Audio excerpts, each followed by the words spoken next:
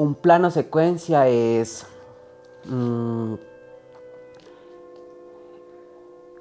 tener un espacio, ¿sí? Y hacer como si fuera una periférica. Una claqueta es el elemento que le da inicio a una escena en una grabación y así. Un cinematógrafo, no sé qué es, pero me imagino que, pues obviamente, como la palabra tiene que ver con el cine, y también me imagino que es como, no sé, grabar o captar por medio de una cámara cosas del cine. Los hermanos Lumière eran los que crearon el aeroplano. Mentira, no, son los que crearon el cine. Yo creo que el cine de autor es algo que es dirigido por la misma persona que lo escribe.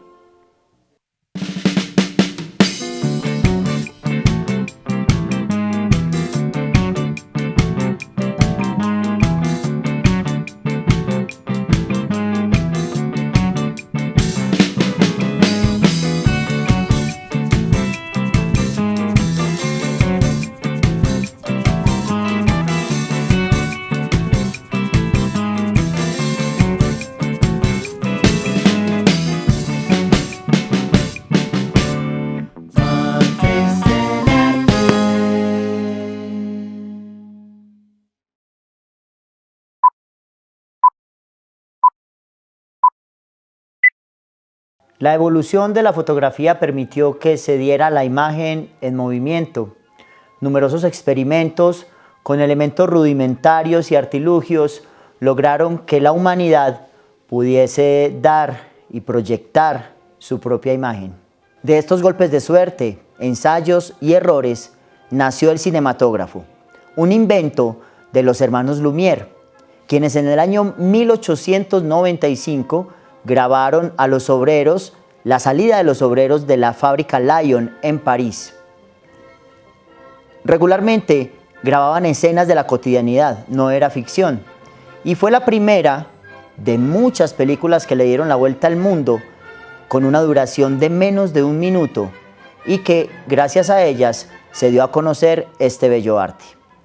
A partir de los hermanos Lumière se dieron significativos avances que lograron dar vida al cine, con técnicas, narrativas y discursos y lenguajes diversos que hasta hoy siguen vigentes. Y es que la cinefilia es esa afinidad que muchos tenemos con el cine, el que nos genere otras realidades, otros mundos, que nos permita sentir empatía o sentirnos quizás repudiados, alegría, tristeza. Lugares en común que hacen del cine un arte que persiste y se transforma para el espectador. Hoy en Martes del Arte hablamos de cine.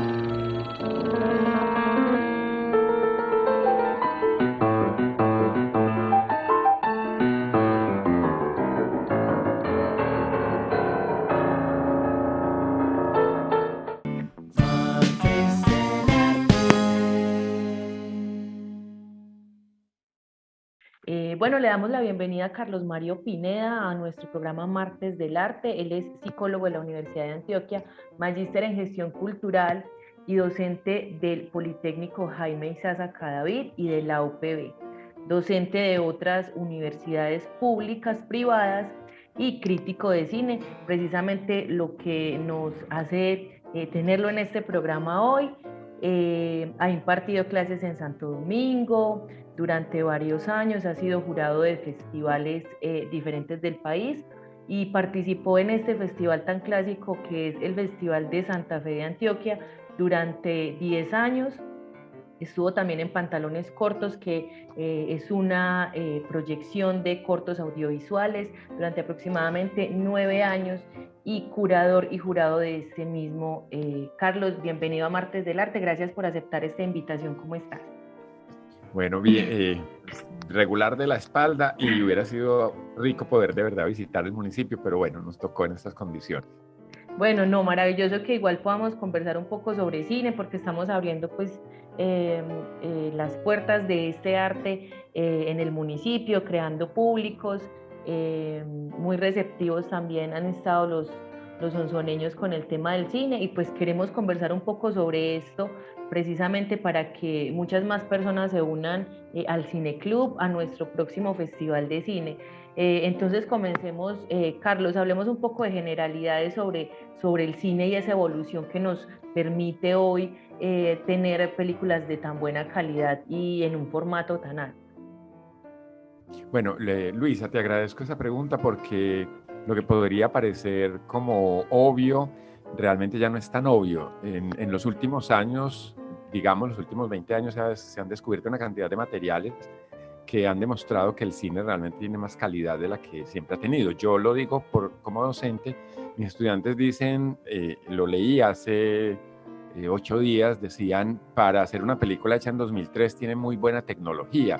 Es un exabrupto decir que una película de hace 10 o 15 años está muy bien para la época, porque realmente se han venido descubriendo materiales. Hay una película que habla de unas latas de cine mudo que se descubrieron por allá en el Alaska canadiense hace poco, y se muestra que se perdió muchísimo cine, pero en ese momento ya había una calidad cinematográfica. Estamos hablando, para quienes no tienen en la cabeza la historia del cine, de finales del siglo XIX, 1899, y comienzos del XX, 1905, 1910.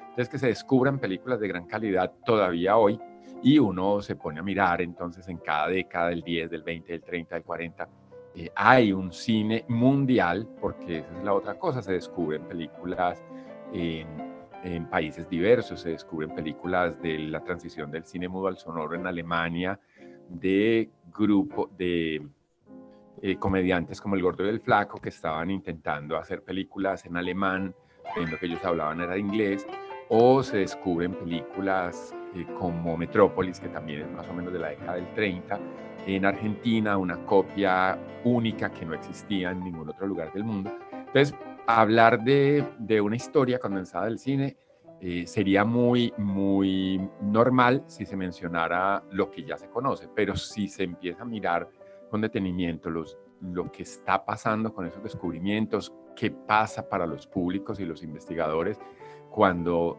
afrontan que existen materiales. Hay uno que se puede citar, El último hombre, que es una película alemana donde en la transición del cine mudo al cine sonoro no hay un solo texto. A la gente se le explicaba cuando el cine no tenía sonido. Un teórico que se llama Michel Chion, un francés, dice que el cine realmente nunca fue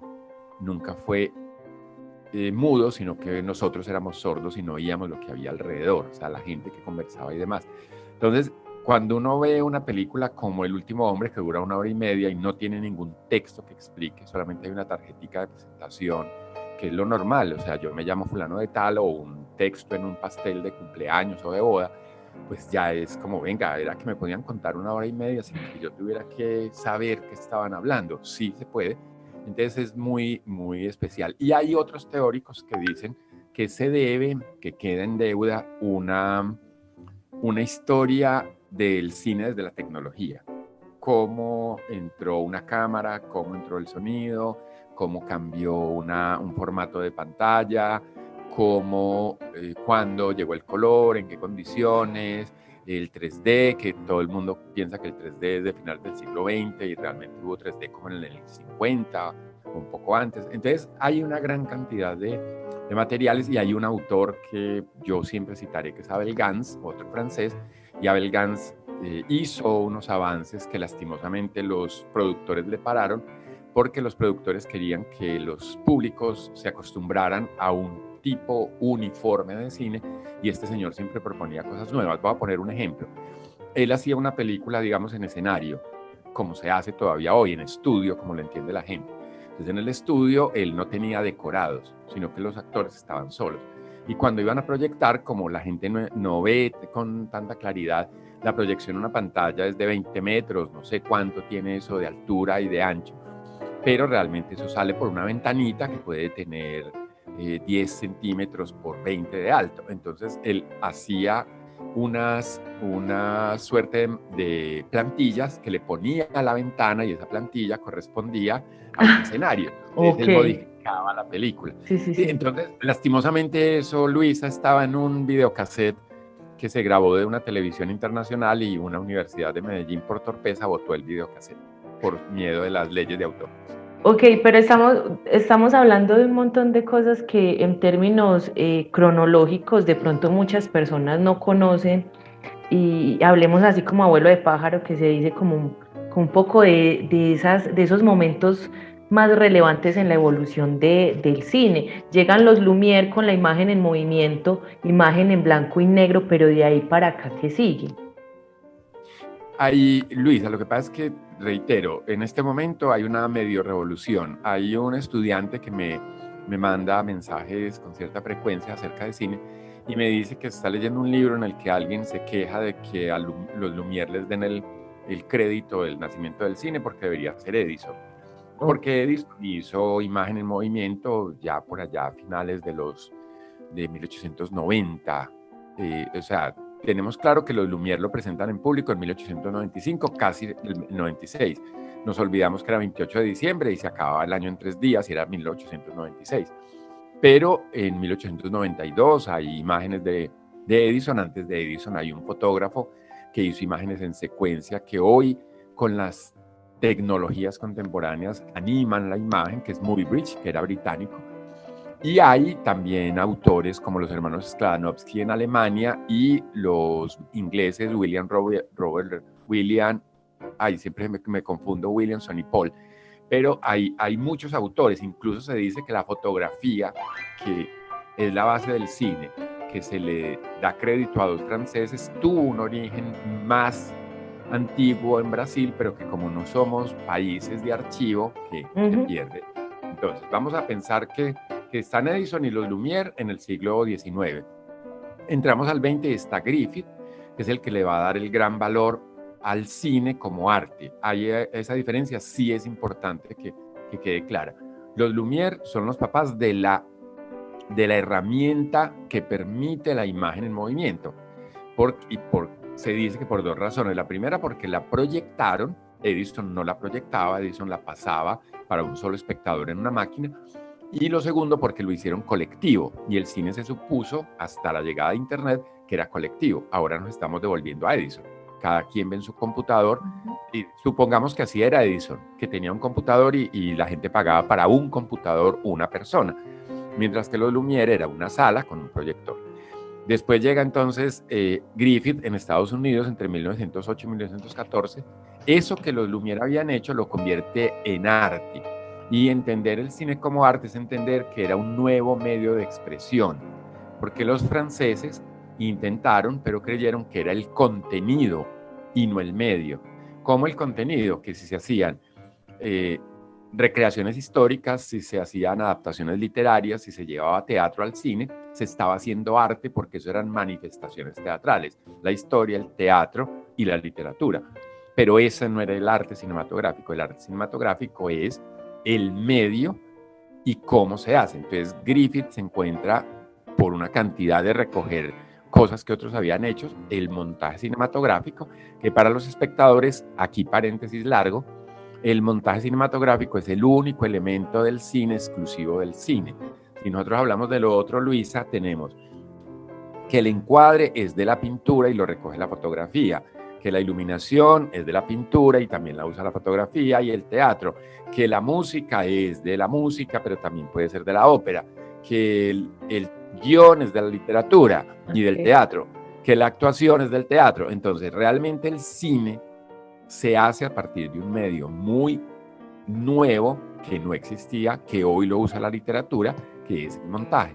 que es la organización de las imágenes. La gente lo conoce como edición, es un problema de traducción, porque en los otros idiomas todos están asociados al término montaje, pero es importante tener eso. Después de que Griffith ya estabiliza el arte cinematográfico y lo entienden los grandes directores, todos los directores, de hecho, aclaración, no se hablaba de directores, se hablaba de camarógrafos, se hablaba de operadores de cámara, y cuando Griffith ya llega a ese punto, entonces ya se habla de directores. Y empiezan ya, aquí es muy difícil porque la historia hasta la llegada de Internet era muy fácil, era lineal, y se podía contar que había un autor en Francia, un autor en Italia, un autor en España, en México, todo Hollywood después, pero en este momento nos damos cuenta que no conocíamos lo que se hizo en África, en Japón, en China, en India, en los países de Europa Oriental. Entonces yo siempre le digo a la gente, ¿cuántas películas conoce usted de Burkina Faso, que es en África? ¿Cuántas conoce de Hungría? ¿Cuántas conoce? ¿Por qué? Porque ya llega Hollywood, crean una hegemonía económica, que es un control, es un monopolio literal, y que no se ha podido romper, y yo no creo que se rompa fácil.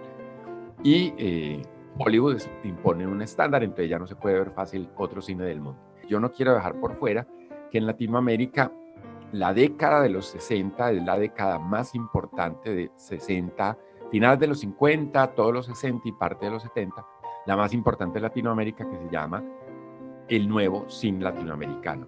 Tenemos en Colombia a Jorge Rodríguez, a Marta Rodríguez y Jorge Silva. Él murió joven, murió de muerte natural, raro en Colombia, y Marta está viva, y es el cine etnográfico, que se asocia a un movimiento francés que se llama el Cinema Verité, que es documental. Errando, pues en Latinoamérica tenemos el cine argentino, aunque el cubano de la posrevolución, del 59 a más o menos hasta el 75, es muy importante, igual que en México. Hagamos como de pronto un panorama de qué tanto se crea cine en Colombia, y el tema también de la exhibición del mismo cine que se hace acá. Mientras en México, en la década del 30, en la época dorada, que no la mencioné, que todo el mundo la conoce por María Félix, Dolores del Río, Negrete, Cantinflas, etc. En esa época ellos podían hacer 30, 50, 70 películas. Nosotros en 40 años no hicimos 20 películas. Ellos podían hacer 50 por año. Entonces, ese panorama, digamos que llega hasta el 40, en el que se promulga una ley de cine que no es operativa, porque no se hizo nada. Se dijo, se crea una ley de cine que fomenta el cine, pero no se dijo cómo, ni se dio apoyo, y eso duró hasta el año 71, que llega, el que promulga la ley del 42 es Alfonso López Pumarejo, y en el 71 llega al poder Alfonso López Michelsen. Entonces él coge el legado de su papá y dice, vamos a hacer una ley de cine, y hace la ley de sobreprecio. ¿Quién se la tiró? Los cineastas. Porque la ley de sobreprecio es, vaya cine, pague un poquito más en la boleta vale $1, pague 1,10, y los 10 centavos son para un fondo, para darle a los directores, para que hagan 7 cortos de 7 minutos que se presentan antes, y usted va a ver su plata. Pero cuando usted llegue al corto 7, ya está en la obligación de hacer un largometraje. Entonces, ¿qué hicieron muchos cineastas? No todos, pero muchos. Primero se crearon unas empresas que no existían. La idea era fomentar la producción, fomentar los oficios, la dirección, el sonido, la fotografía. Pero muchos tramposos lo que hicieron era que creaban una empresa, hacían 7 cortos, y cuando llegaban al 7 deshacían la empresa y empezaban otra nueva para no hacer el largo. Liquidado en el 93, entonces ahí llegamos al momento que la gente recuerda. Y es que aparece la estrategia del Caracol, aparecen una o dos películas que vuelven y dicen, hay cine colombiano, porque entre los 70 y 90 pues se hicieron las películas del Gordo Benjumea, películas con Amparo Grisales, películas con cantantes o artistas de televisión, que eran realmente un intento de repetir México sin hacerlo bien, porque México lo hacía muy bien. En el 93 entonces se liquida Focine y dicen, tenemos un problema, no tenemos cine. Y se empieza todo un proceso internacional para crear la ley de cine. Y la ley de cine nace en 2003, y es lo que ustedes disfrutan hoy. En 2003 ya se crea una ley sólida que hace fomento, que define montos, que tiene el Fondo para el Desarrollo Cinematográfico, que es un fondo económico, que crea concursos, que apoya en postproducción, que apoya en festivales, y que nos permite ver lo que estamos viendo hoy, una internacionalización. Carlos, unos tips para estos cineclubistas que están entrando al mundo del cine y en general para los sonsoneños que quieran no solo verse la peli en la casa el domingo, en una plataforma, sino tratar de entender un poco el cine, unos tipsitos para aquellos que quieren apreciar más cine, ver más cine y pues también una invitación para que vayan al cineclub. Un elemento, Luisa, este ya es mi postura absolutamente personal como cinéfilo, como profesor, como cineclubista en su momento y como crítico. Y es que la tarea del espectador es ver la película.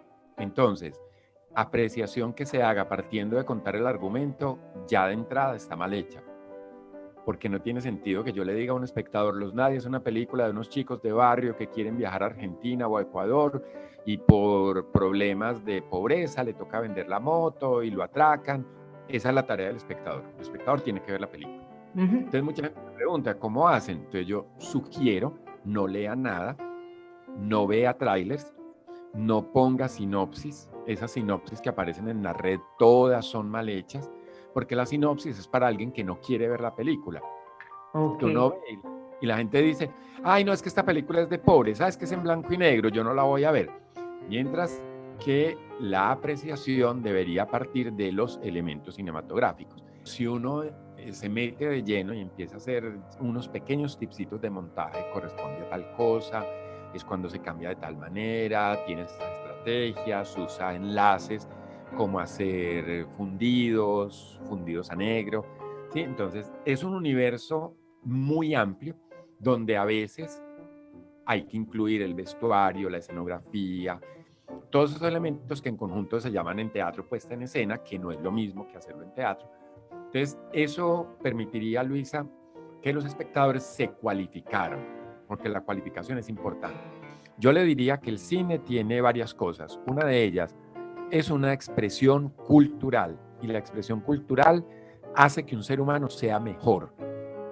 O sea, nosotros nos han vendido la idea de que hay que ser uniformes, pero lo diverso es más rico, porque en la diversidad, o sea, si no tuviéramos la multiplicidad de colores que tenemos, no seríamos tan especiales. Si no tuviéramos la diferencia étnica que mezcló caucásicos de Europa, indígenas de América, africanos, no tendríamos la diversidad de colores, de rasgos que tenemos en el mestizaje latinoamericano o americano en general.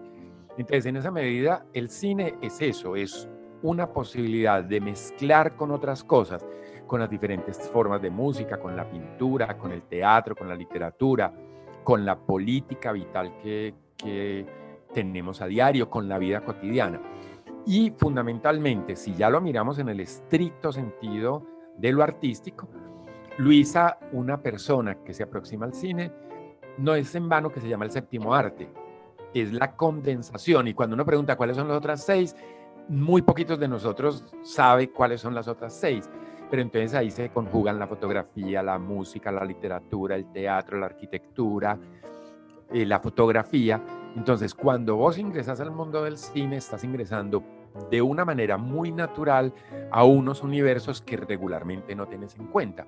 Un buen guión es literatura, un buen trabajo de fotografía lo premian, un trabajo de arquitectura lo puedes revisar. Entonces, es una posibilidad de aproximarse a un campo bastante amplio de conocimiento y pues quien no quiera conocer, creo que nació muerto.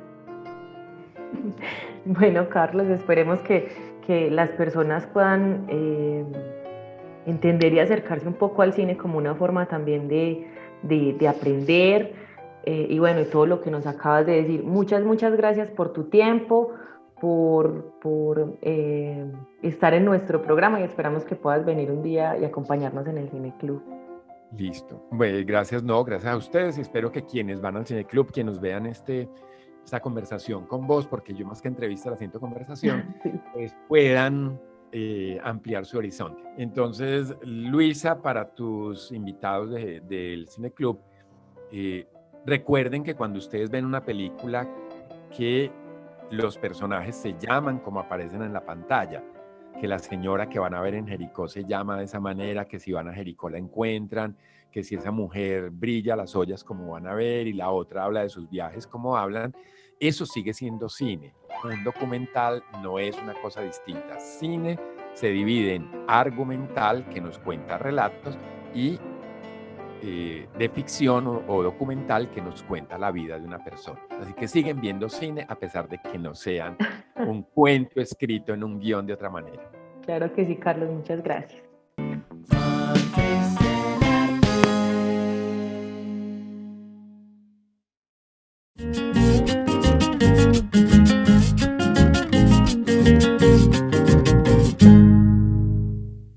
En nuestra ñapa de hoy, un recomendado cinematográfico. Jericó, el infinito vuelo de los días, es una película dirigida por Catalina Mesa del año 2016. Esta se proyectará a propósito del mes de la mujer en nuestro Cine Son Club. Si no sabes el día y la hora, consulta nuestras redes sociales de @culturasonson y entérate de ello. El Cine Son Club lleva un tiempo ya funcionando y es un espacio precisamente para la discusión y la reflexión en torno al cine. Pero vámonos puntualmente a hablar de esta película. Es una mezcla entre ficción y documental que hace un retrato muy hermoso de varias mujeres. Esta película colorida y hermosa la pueden ustedes encontrar además de forma gratuita en una plataforma que nos permite ver muchas películas latinoamericanas. Pueden buscar la página como retinalatina.org, bloguearse con sus redes sociales y acceder de forma gratuita a contenido latinoamericano. En la barra superior pueden acceder al país o al género que ustedes desean ver. Esta película está aproximadamente hasta mediados de este año y ustedes pueden verla en esta plataforma o acompañarnos en el Cine Son Club.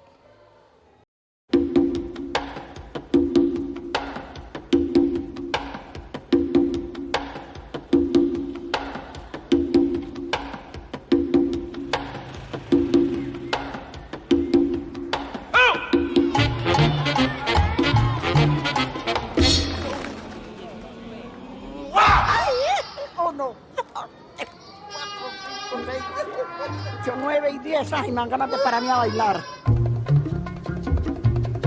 Puede tener la persona 80 años y con salud puede uno decir, viva la juventud. Señor, llegó la chila. Hola, Fabiola, ¿cómo estás? A lo más de bien, mi hija. Este es el marido mío. Muy bonito. Mire los ojos, vea. ¡Qué milagro, qué lindo! El dinero se debía emplear era en viajar mejor. Es el estudio mejor que hay. Yo digo, el libro de la vida es tan grande que no alcanza a leerlo nadie.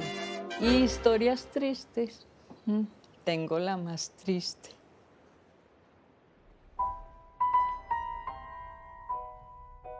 El regalo más grande que me vas a dar en la vida, mi Señor, es que yo termine, cuando yo esté vieja, me vaya a morir a Jericó. Y me trajo a vivir a Jericó.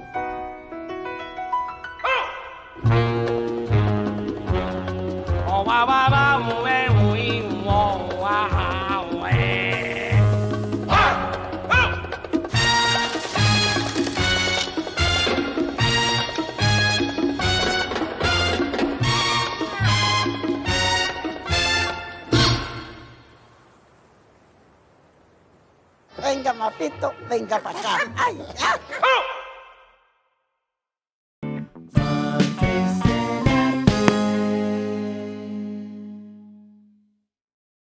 Llegamos al final de nuestro programa Martes del Arte. Hoy hablamos de cine. Contamos un poco de esa historia de los inicios del cine. Contamos un poco la evolución del cine, cómo fue pasando. Primero se hacía blanco y negro, ahora lo tenemos a color y más que a color en alta definición. Hace años los primeros cinematógrafos creo que nunca se imaginaron la gran evolución que iba a tener el cine y que ha llegado hasta nuestros días como una fuente para contar historias también. Cuenta historias que nos pasan, historias reales, historias que nacen también de la imaginación, y hay muchas películas en el cine también que aparentemente son muy locas, pero que años después termina siendo un poco realidad.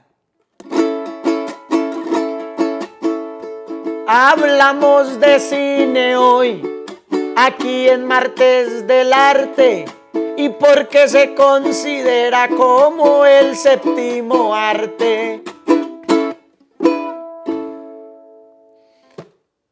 Y es el cine, ese séptimo arte, que nos convoca también en Cinezón, un club de cine para toda la comunidad del pueblo de Sonsón que se realiza todos los miércoles a las 7 de la noche, aquí en el Salón Aurora, en el Salón de Cine Aurora de la Casa de la Cultura Roberto Jaramillo. La invitación es para que todos vengan, es un espacio abierto para la comunidad, para que aprendamos, disfrutemos y nos divirtamos a través de las historias que se cuentan en las películas que proyectamos. Para la comunidad, ahí está la invitación, que los miércoles asistan todos aquí al Cinezón. Asistan al Cinezón para que también estén enterados de otras invitaciones que les tenemos. Por ejemplo, la más inmediata es que no se vayan a perder el Festival de Cine que se realizará a finales de marzo en nuestro municipio. Es una oportunidad para que tantas personas que de pronto no tienen la posibilidad de ir a la ciudad a visitar una sala de cine, pueda venir y disfrutar de este festival donde se proyectarán muchas películas.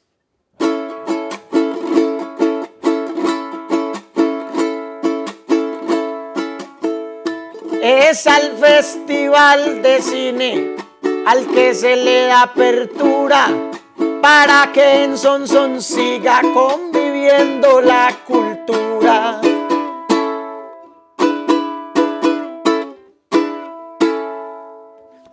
Entérese de toda la programación del Festival de Cine a través de nuestras redes sociales, @culturasonsón en Facebook y en Instagram. Y recuerden seguirnos para que sigan viendo más contenido de la Casa de la Cultura, de su programa Martes del Arte. Y no olviden la cita todos los martes en Sonsón TV a las 6 de la tarde. Hasta una próxima oportunidad.